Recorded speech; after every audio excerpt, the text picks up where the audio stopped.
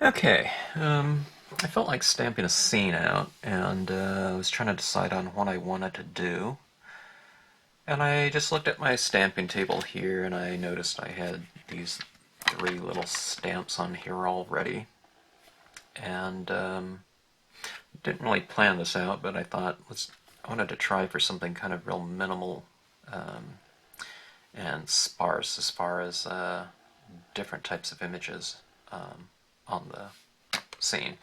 Now, small stamps are typically what I call filler stamps. You know, you stamp out some kind of main image, scene, or whatnot, and then you kind of fill in the open areas with filler stamps to make things look a little bit more compositionally rich. But sometimes you can just go, you know, in scenic stamping, there's really no rules as far as you know, a kind of a set formula on ways to proceed. And you know, you see all kinds of things out there in nature, you know, to be, not that we're trying to replicate it, but you know, in many cases we're trying to get some kind of inspiration from it. And let me go for something kind of minimal here. I'm thinking about some kind of body of water. And there's this lake near me that always has these kind of dead trees kind of growing out of it when the water recedes in times of you know, little rain. There tends to be these trees that grow in, and then when we get some rain finally, and it floods the area, these trees, they're all out there in the water, tend to, you know, die off or go dormant. I don't know if these things are growing from roots or seeds or whatever, but it kind of makes for kind of an interesting landscape, seeing that. And sometimes the fog really rolls in thick, so I'm going to try to do something like that. I'm going to go for a horizontal format right here. And I'm going to go for, I'm going to attempt a kind of a quiet morning on the lake type of scene. I'm turning the card vertical here because the motion in which I'm going to be laying the inks down on in here are kind of horizontal, so I'm turning it vertical because ergonomically that just makes the most amount of sense for a nice smooth application. This isn't easy for me because my hand doesn't naturally go that way, but I can just wipe like this, see, with my hands like this, and we can go for a nice smooth application. Okay, now also what I'm thinking about is if you're ever out in the fog or something like that and you kind of see the light is kind of trying to break through a little bit, I want to go for something like that in the scene as well. And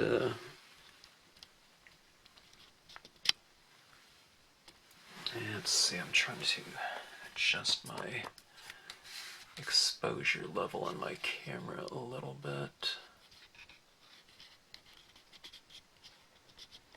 Okay.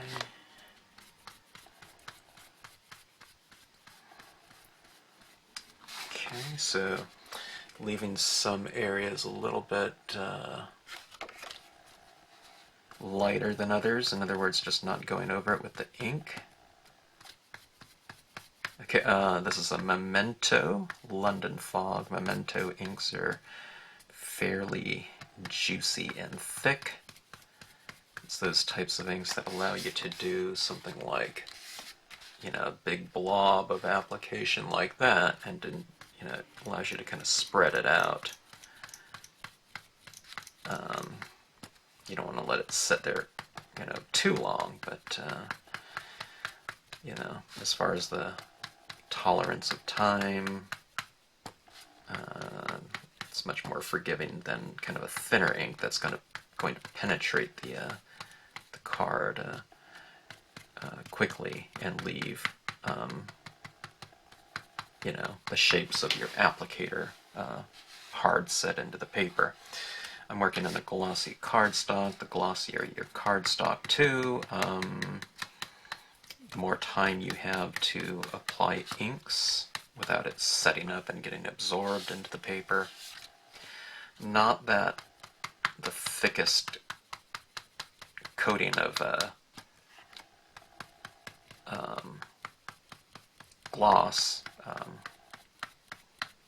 on a card is the best, because after all, you do want the inks to set. You just don't want them to set and absorb too quickly. If it's this thing was like coated, just completely and too thick of that coating, you'd apply inks and it would just take forever for it to dry and absorb. So, we don't want to put on some inks on here and just kind of wipe on there and it just completely wipes off. So, we don't want something like that. Okay, looks about right. So it's just kind of on the border right here and right throughout there. I've left a little bit of the lighter uninked areas. And again, Memento London Fog. Okay, let's try for a Memento Summer Sky. Let's go for a little bit of hue. I think on my applicator here, stylus tool, there was a little bit of blue before, so this gray has a tinge of blue already because it was in my pad. Okay. This is Summer Sky.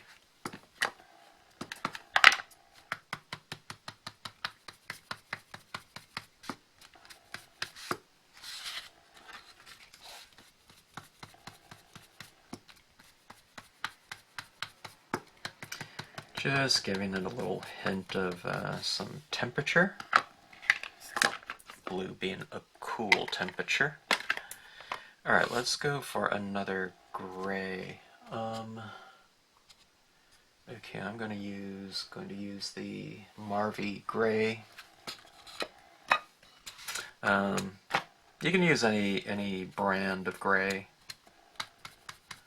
Marvy's pads have been discontinued. You still get the Marvy re-inkers and any of the Marvy pads.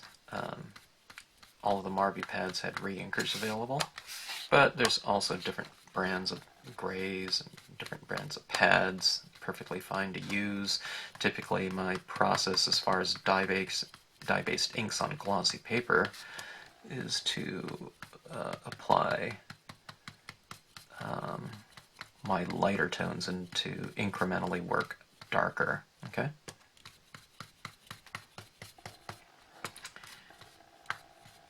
Alright, let's see. Going on the perimeter, always turning my card for the most ergonomic approach to a given series of swipes to darken and layer more inks. If I really want to build up the ink on a certain area, I have to kind of dab it, because when I wipe through, it kind of starts wiping off the ink. This is starting to, having two layers of the Memento really builds up a kind of a thick base coat. So, and it does it in a hurry too, especially when you're using glossy paper.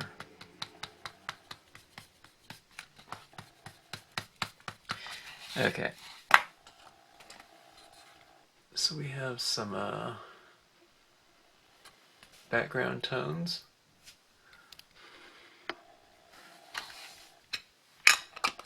I think that's as far as I'm going to go for right now. I might add some things in there later, but let's just start with that. Okay, let's go for some subsurface imagery. I'm going to add in these larger rocks, okay? I think this is just called tiny rocks. It's either tiny rocks or tiny rocks large. This one's the small one. And I'll put those in the notes section or description section. Okay, I'm going to tap it out here on my blotter paper and just, to get a feel for how dark it is. And I'll start with I like to make my impressions in the darker areas with something like this.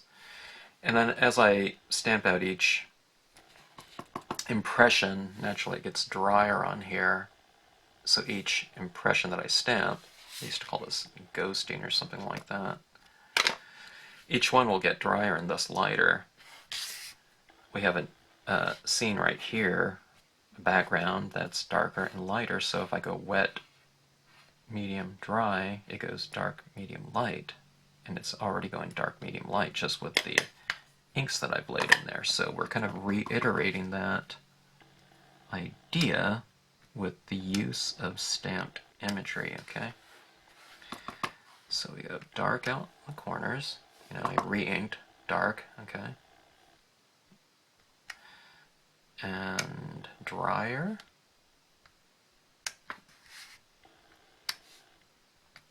Drier and lighter in the light areas, okay? So whatever color you're working with, you can really maximize the range of values that you can achieve through the use of relative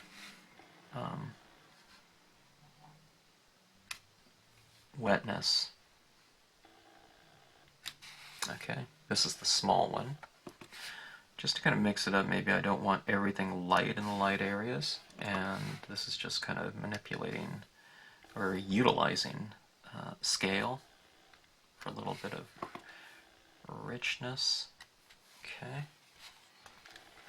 So we're starting to look a little bit more like, and when you do these rocks in kind of a lighter tone like that, it gives it the feeling of being, like I said, subsurface. It's under the water. Okay. I have this water pattern here. I'm not quite sure if I'm going to use that, or if I do, it might be minimally. Okay.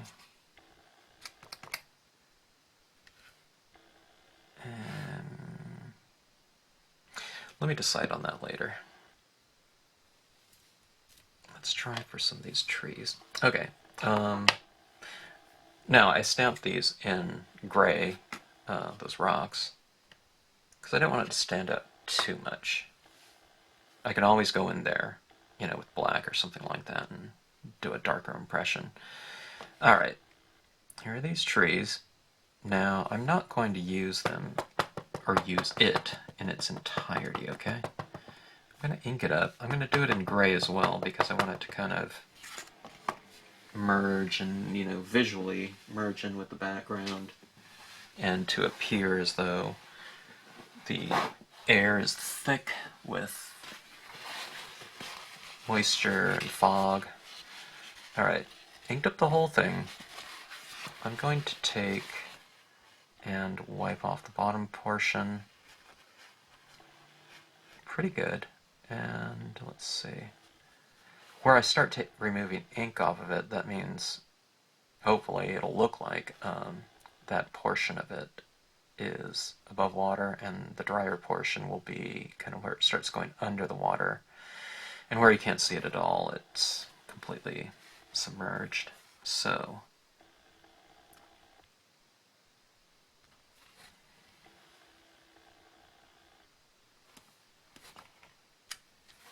okay. That. And you can see that lower portion there, where it's kind of under the water, representationally under the water. Okay, let's do the same thing.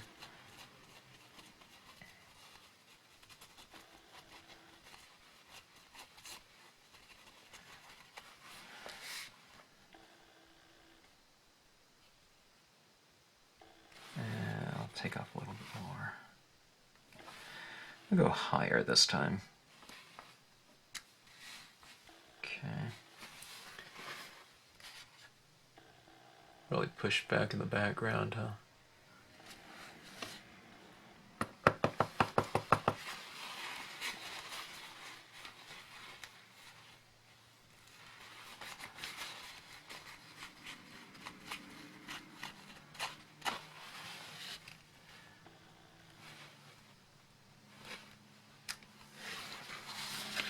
Okay. That one is really light. Can barely see it. Which leaves the question, I'm not really quite sure if we'll be able to see it at all after it dries, but if we can't see it and if I really want it there, then I can just re-stamp it. Alright, let's see.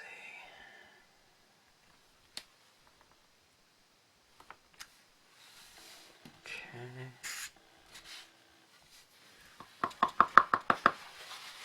Okay, let's go for some in the deep background. What I'm doing is I'm removing a lot more of the bottom portion of this. Okay.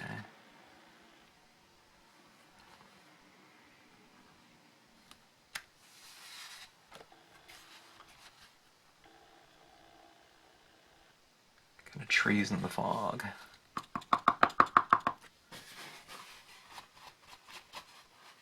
Fog trees, maybe that's the name of this scene.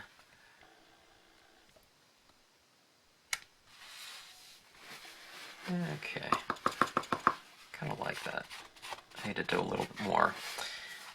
I was kind of spacing these things out too evenly. This one right here I kind of overlapped against that other tree and that looks better. Things were looking too repetitive, so when I kind of overlap another one it kind of groups them together. And it doesn't look so much like the exact same tree, just, you know, kind of repeating it over and over and over again. Okay.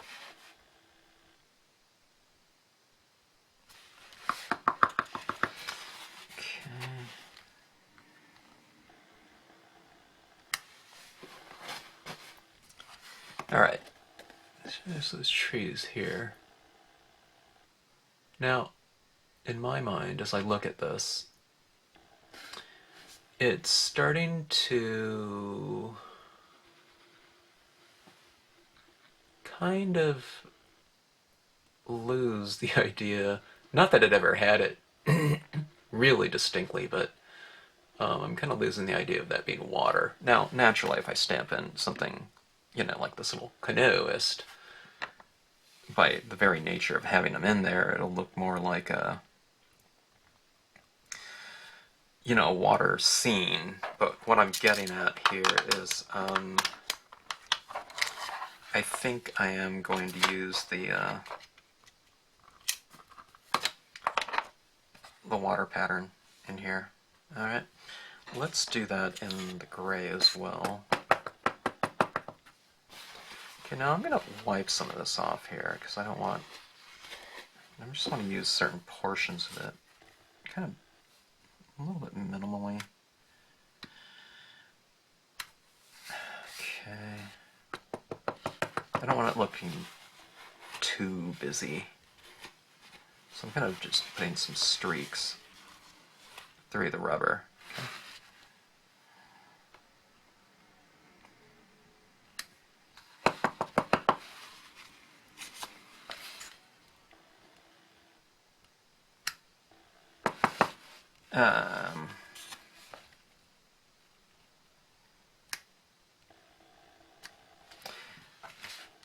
Kind of making a little horizon line here, too. It's a little bit better. As far as the video goes, I don't know if this is reading at all to you or not, but okay, let's go. That one was a little bit darker there. Kind of going right over those trees right there. A little bit choppy looking to me. How about to you? See the all that rock in there and water pattern. Kind of going back in here too, you can see that little bit of the water pattern that I used. Let me do something else. Let's go back in the distance a little bit more. Let me take it, stamp it out, and then go. I'm going to carry that water. Kind of texture back up in here, saying that that whole area is water. Okay, but what I was getting at was where it starts to look a little bit busy. Let's take the stylus tool or whatever your applicator you're working with is, and go back in and apply some more. What I'm doing is I'm kind of going for a streak like that. See, it's kind of, I'm barely touching down right there, but as I come up, what I'm doing is I'm going like that, and I'm coming up, okay? So it's down and then up. See, down and then up. I'm coming off the paper so that I get that, you know, that little, I don't know what you would call it, lift, or kind of where it's trailing off. It's, in other words, it's not just like this and then up, this and up. Otherwise, you're going to get the blob there.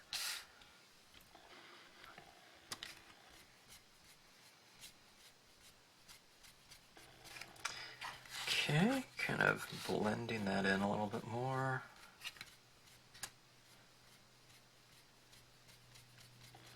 And one thing that I noticed as I'm doing this now, as I'm applying this ink, the Mementos inks, these inks, you know, in the background are already kind of drying and setting up a little bit more.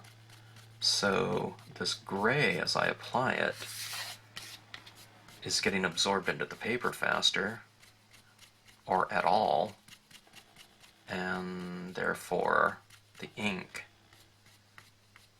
I'm reading that as gray, you know, this color gray more because it's actually applying onto the paper, it's setting. Whereas before it was, you know, the paper was kind of moist, and when you apply wet into wet, it kind of pulls it off a little bit.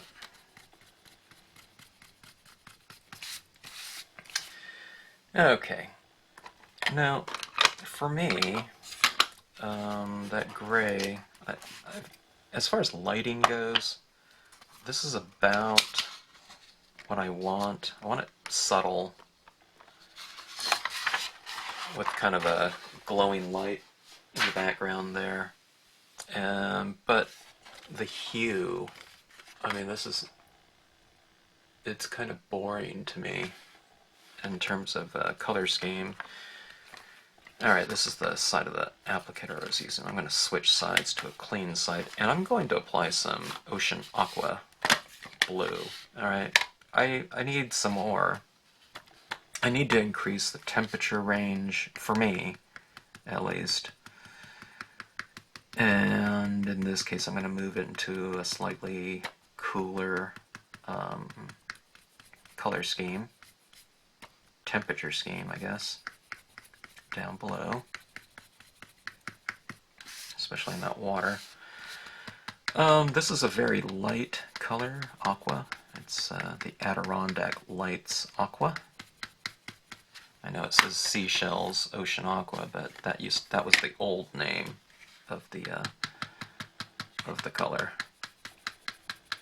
I haven't switched my pad out because it still works perfectly, so I don't feel the need to update. Although I don't know, one can say that for instructional videos you should have kind of up-to-date materials.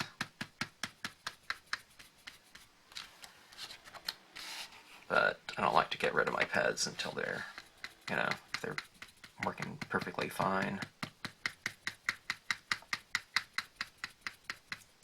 Okay, so Aqua. Adirondack Lights Aqua. Okay, now this looks a little bit more interesting to me. It looks deeper, I feel, in terms of the color scheme. I just wanted some, I mean, it's still not very rich in terms of temperature, but it has a little bit more depth to me. Let's try the Memento Bahama Blue. I kind of am hesitant, so let's tap some of it off first before we go into it. Maybe I'll just use it for the darker areas, maybe in the shadows here.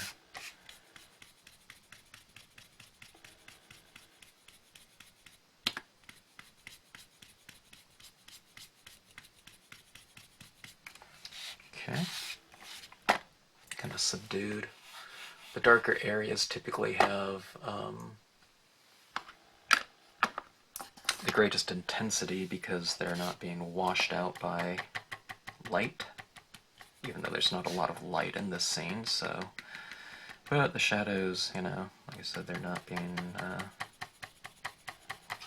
washed out. That's why kind of on a overcast day, colors tend to be brighter.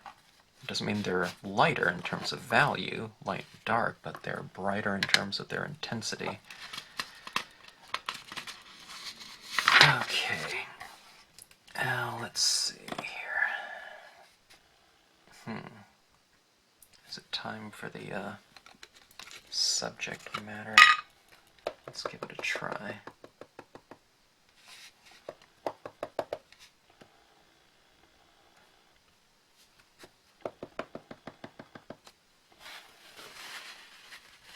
I didn't clean that off real good last time I used it. It's taken... Okay, better. Okay. Blotting off the bottom. Even though this is the subject of the scene, it's going to end up being the focal point. I want it to be kind of light, still kind of in relation to the atmosphere we're kind of going for. Okay. Very subtle. And it's darker now, but it'll get even lighter as it dries. Okay. Now, let me see. Trying to decide on if I want something a little bit darker in the foreground. I don't know if that's going to be interesting enough for me.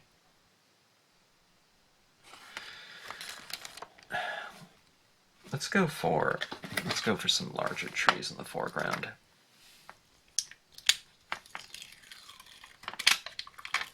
This tacking peel, the protective little plastic sheet really sticks to that tack and peel.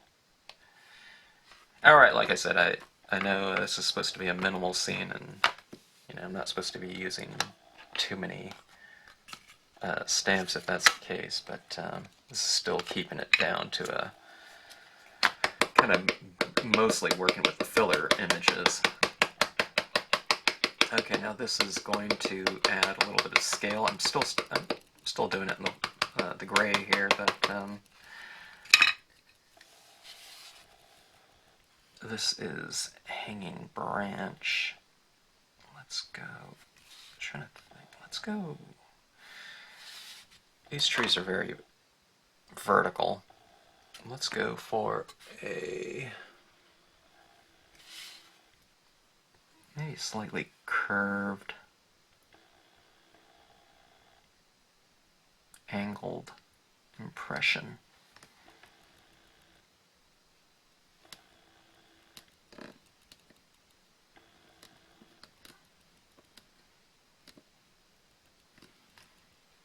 I'm holding it down because I want to make sure my ink transfers to the card, and with all that ink already laid down, I don't want to just give it a quick impression and then boom, you know, I stamp down kind of wet into wet, and I pull this off in like a vacuum. It takes most of the ink with it, because I certainly don't want to have to do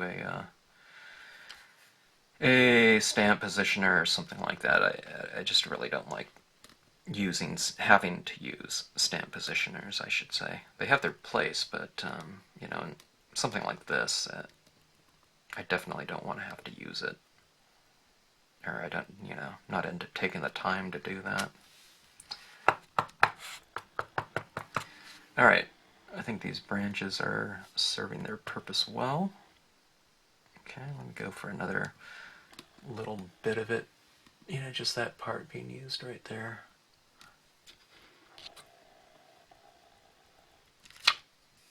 Alright. Okay, that really needed that, I think. It framed it off more. I don't know if it's subtle, but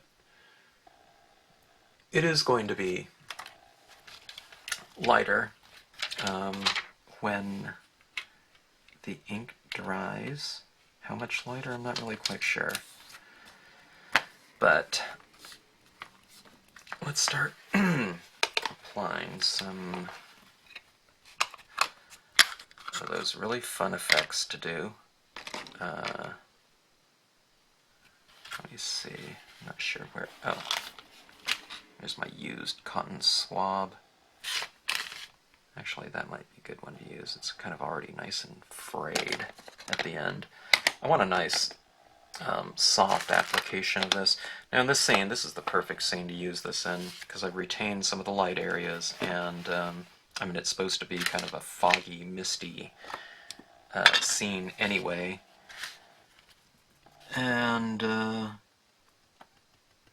I have a lot of trees in the water. I typically like to add this misty type of look, kind of where kind of more solid objects meet the surface. So if you have a tree growing out of the grass in a meadow or something like that, I typically like to put it at the base of the tree. Kind of like some low-lying fog or something like that. That's kind of what it's representing. Okay. Let's see if I can get in there. Okay. Show this a little bit more. My pad of Color Box Frost White. Color Box Frost White is fairly dry, which isn't a bad thing, because I don't want, you know, we certainly don't want blobs of ink everywhere. So when I apply this, let me see if I have let me do this on this side. You can kind of see the consistency. Let me do it on this little dot there. See, it just barely goes on. I'm not putting like a big blob like that. Okay.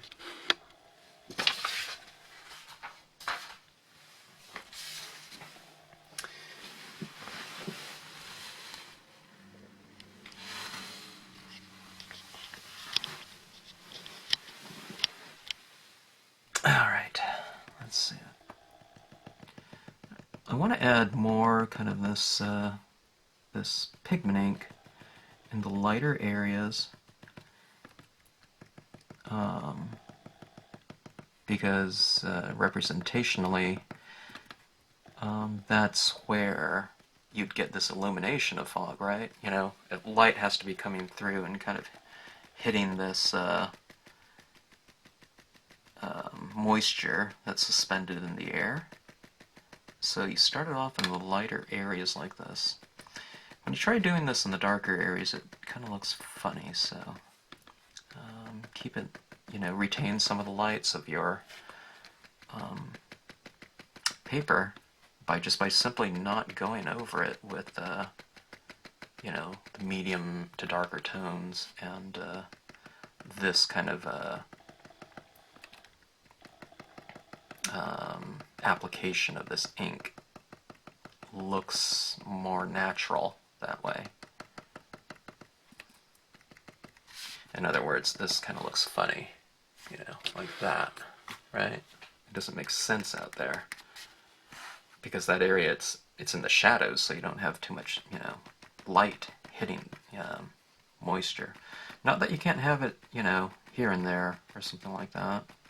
Like out here, I'm going to put a little bit right in there.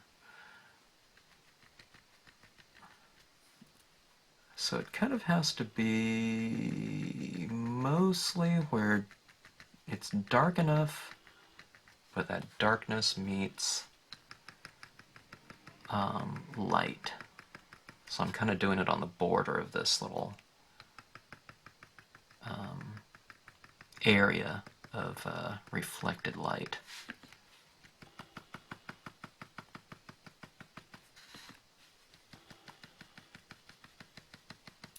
So that's one of the things, a lot of times people, when they learn this technique of applying inks to a scene, or to a card or whatever, a lot of times they, early on, and it's completely understandable, it's a rhythm thing, kind of applying that, right? You know, swiping that color on there.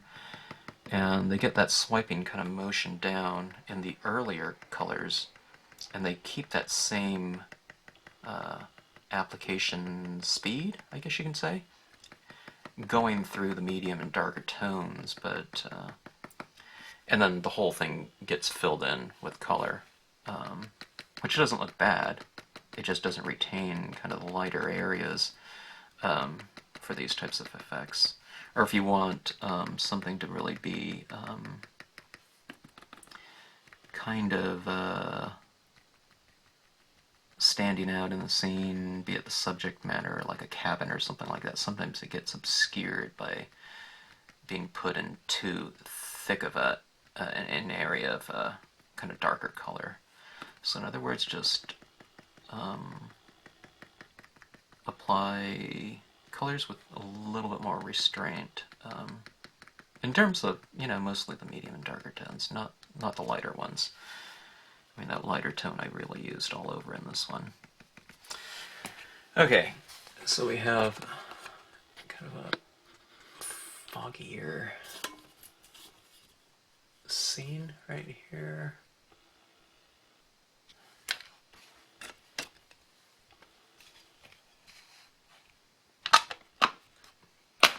And let's go for a little bit more contrast using a white gel pen. Let me get in here a little bit closer. Okay, and I start it in my kind of lighter areas, just like I did with the pigment ink. It's kind of like that little shimmery specular lighting that you'd see on the surface of water, or if you look on your stamping table, you probably, you know, see it all over your pads, you know, that little reflected light, right? It's light that's brighter than white. Down here I'm kind of adding in just some additional texture, kind of reiterating the idea of this being, you know, a surface. So you have these little suspended little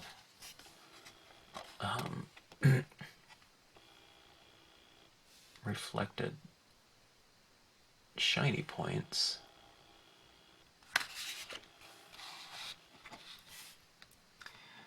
And it can give your scene a lot of dimension. Okay.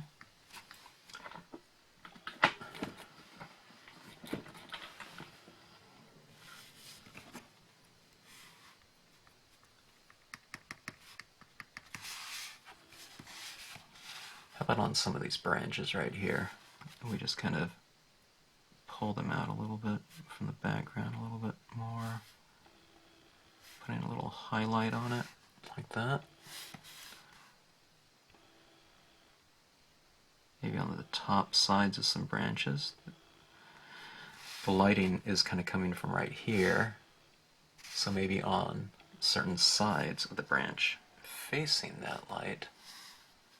Put a little streak. If you put something down that you don't like, just take a paper towel and rub it off, and it'll come right off. So you don't need to. It's not a kind of a precarious kind of action. You see that little area right there. If I don't want it, I can just, I don't have a paper towel, but I can just wipe it right off.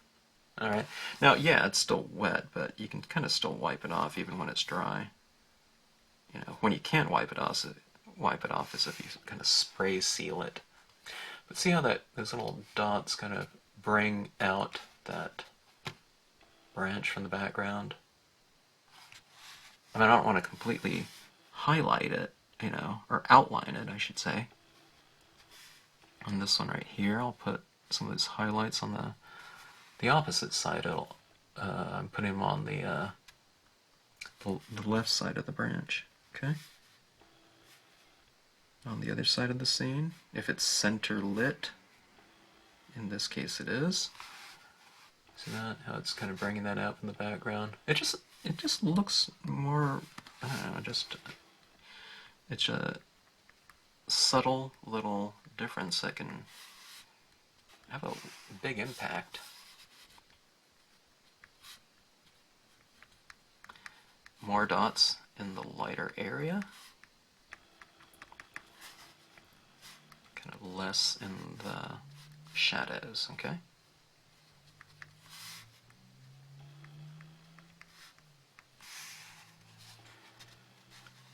Okay, now it looks like fog on the lake to me. You get that glare out of there. Okay. So kind of a moody scene.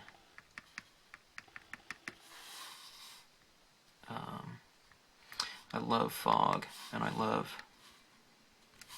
don't like driving in it, but I love kind of hiking through it.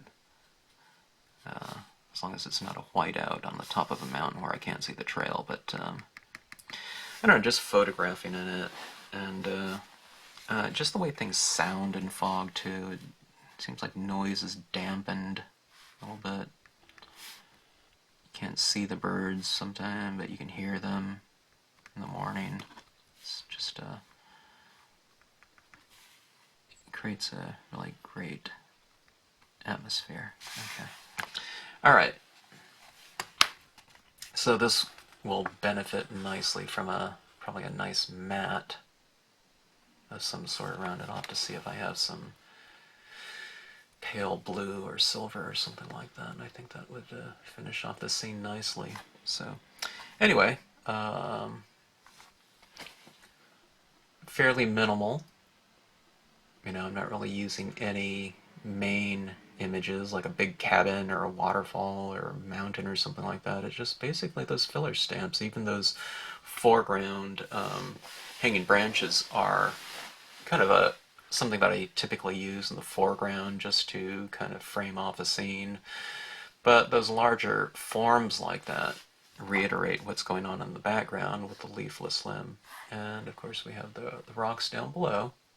And I think that those rocks in there, create a nice surface. So surfaces don't always have to be something like grass or, you know, anything too solid. And doing them in a real subtle impression, kind of a dry stamping of it. You can also stamp in just lighter tones to begin with, but having them in multiple tones like that, see, like that one's really light and that one's a little bit darker, it gives, it extends the visual depth and richness of a scene by that, you know, by having multiple textures like that, employing value for the effects that you're trying to achieve. So trees are all stamped in gray. Some of the areas are kind of wiped off. So again, you get the dark and light in the impression itself. So that can kind of add to the visual richness of the impression. Okay, so it doesn't always have to be just two things stamped out to completely different colors. You can, you know, ink something up and wipe off a certain portion of it just so it stamps out lighter. And I've mentioned that before in other videos, but you can do that like in Word stamps too, you know, ink up a Word stamp and wipe off some of it so it looks like it's bottom lit, or wipe off the top so it looks like it's a little top lit, for a little effect. So anyways, I hope you enjoyed the scene. I like the way it came out. I never know what it's going to look like, you know, with the initial concept, but it does kind of remind me of some foggy mornings looking across this lake. There's not that many trees in there like that. They're a little bit more spread out, but hey, this is a stamp scene, and I'm not necessarily trying to just replicate, you know, a given landscape, you know, or I'm trying to make a composition unto itself and a world unto itself whenever I'm stamping a scene out. So anyways, hope you enjoyed it. Thanks for watching.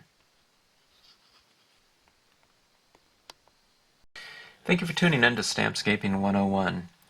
This is a scene that I just stamped out, and it's featuring mainly filler stamps. And what I mean by filler stamps are the stamps that are typically used to kind of fill in open areas and to blend other stamps together better, be it water patterns or something like this, little textures in terms of rocks. This hanging branch here was used in the foreground here, and that's typically what I use that for, but just without any kind of larger image statement in the scene. I kind of wanted to focus things more around the lighting of the scene and to give it somewhat more of a quiet kind of feel. I go into it with the dye-based inks and glossy cardstock, and went into it and added in some additional highlights with the white gel pen, and also the white pigment ink adds a little bit of a kind of shimmery fog into the composition. But anyways, just finishing off the scene, sign and date. The matting here is, I put a little thin strip of black around it to kind of separate it from this kind of shimmery metallic paper. And this is just on a blue folding card. Fun scene to do, and kind of got what I wanted to by sticking to mainly gray tones and not going into black to kind of set the stage for the atmosphere that I was kind of aiming for. So anyways, hope you enjoy the scene and instructional video should you choose to watch it. Thanks again for tuning in.